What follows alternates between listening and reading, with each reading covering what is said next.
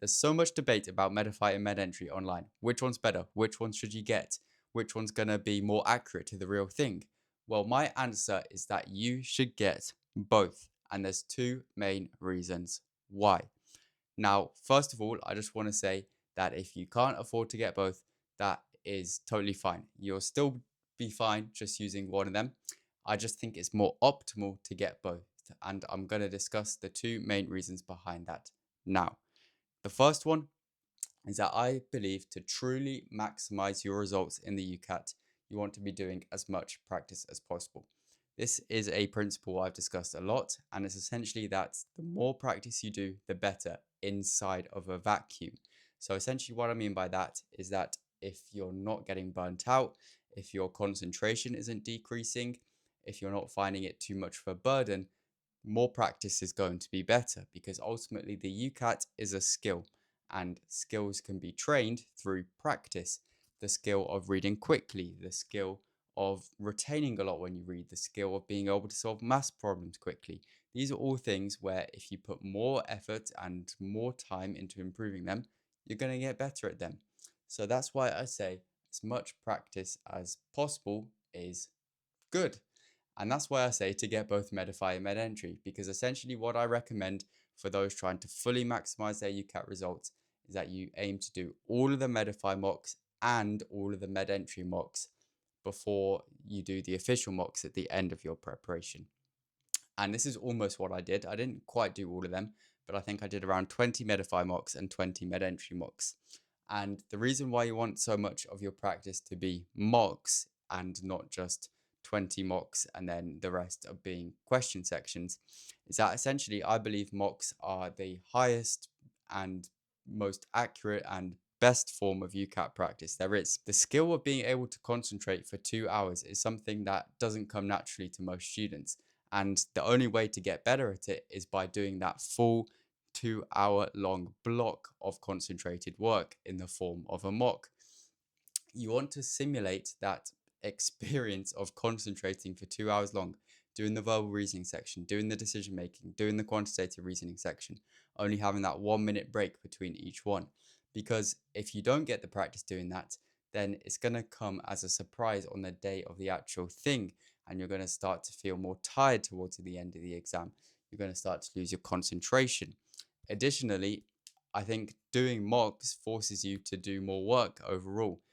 I think if somebody just committed to doing two quantitative reasoning sections, two decision making sections, two VR sections, and two SJT sections per day, I think they'd be much less likely to actually follow through with that commitment compared to somebody who just commits themselves to doing two mocks per day.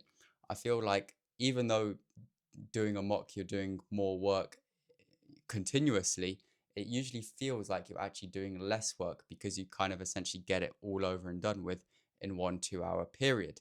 So that's why I believe in mocks so much and why I believe you want to do as many mocks as possible. And the only real way to do that is to get both Medify and MedEntry, because if you only get one of them, of course, you're going to run out eventually. And you're going to run out after only around 50 hours of mocks, which is a lot. It's enough for most people to reach their desired scores, but I don't think it's going to fully maximize your results. And that's what we're talking about here. We're trying to get the best results possible. So, of course, if you can only get one of them, then that's fine. You can just do the 20 or 25 mocks, and then just the rest of your practice can be time practice with different question sections. But ideally, I would recommend doing both. And there's a second reason for that also. And that's essentially that I believe Medify and MedEntry each have their own unique pros and cons. And by doing both, you essentially balance out those pros and cons, and you're not affected too significantly either way by the cons of each one. So let me give some concrete examples here. I've discussed in a previous YouTube video how Medify's verbal reasoning is quite inaccurate. It's much harder than the real thing.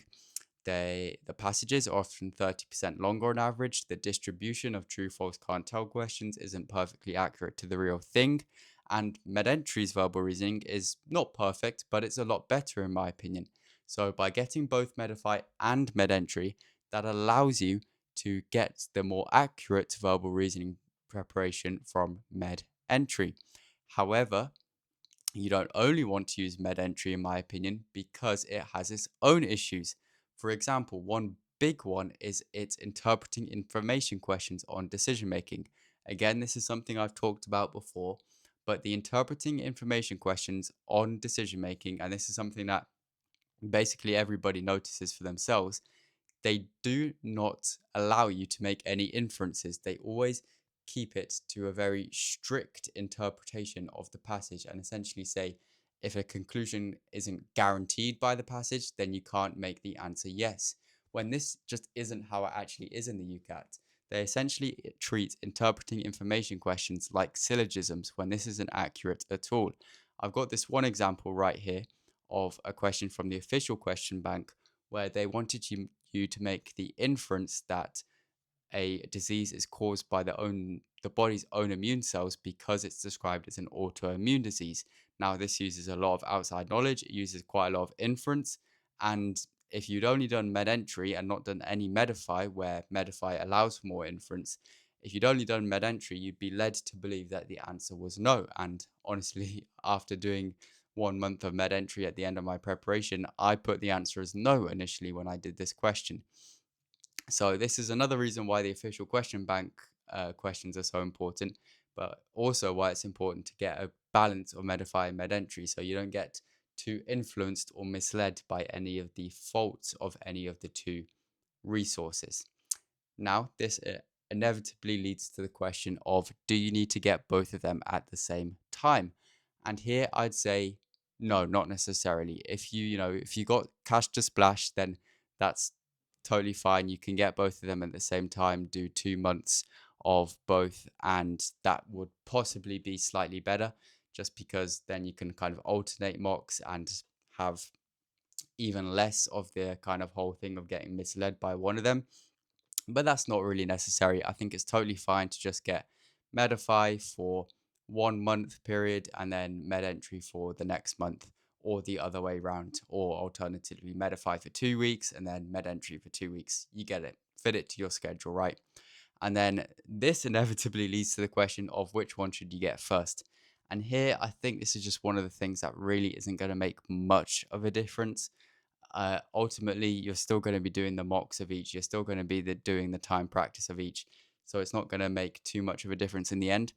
One thing I do just say is that if you are going to have to pick between doing one of them first, I would always just go Medify first. And again, it's not going to make much of a difference, but essentially MedEntry scoring tends to be slightly nicer. They tend to slightly give you higher scores on the mocks, and the mocks tend to slightly be easier on quantitative reasoning and verbal reasoning in my experience.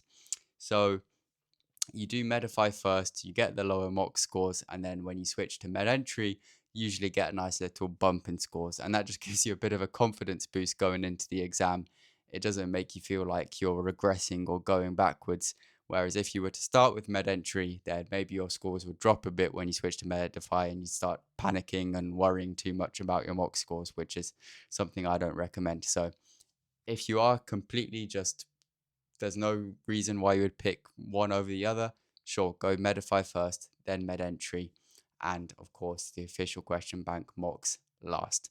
And I think that's overall the optimal preparation strategy. I mean, there are other resources out there, but as for actual question banks themselves, getting that mock practice in, Medify and MedEntry are number one.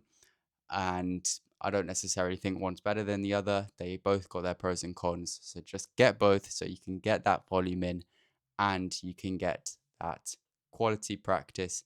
Take the best parts from both of them, learn from them, and you should be good to go. And I think you can maximize your UCAT results that way.